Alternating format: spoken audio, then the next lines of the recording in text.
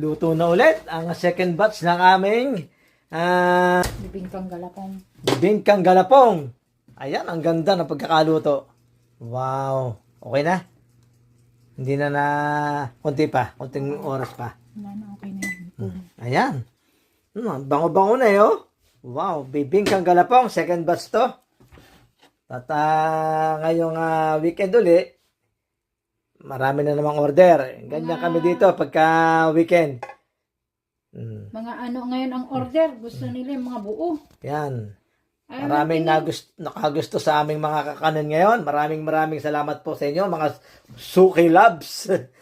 Suki Labs ang tawag Hello ngayon. mga sukilas! Yan. Eto na naman tayo.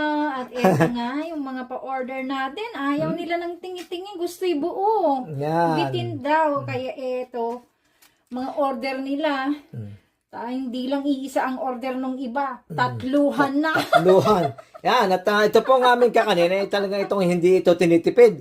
Talagang kung anong rikadong masasarap, ay yun ang aming nilalagay.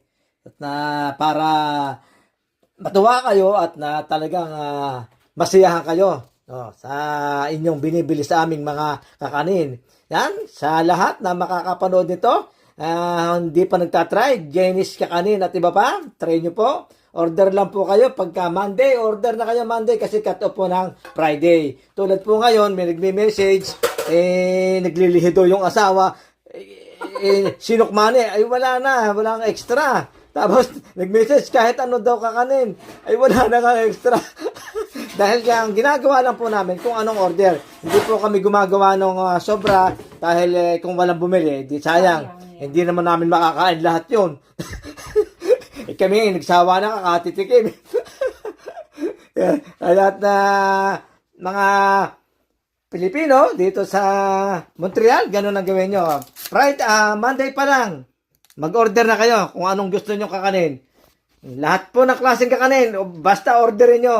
Monday pa lang. Ngayon, kung di pa natin natatry, talaga naman pag-aaralan namin.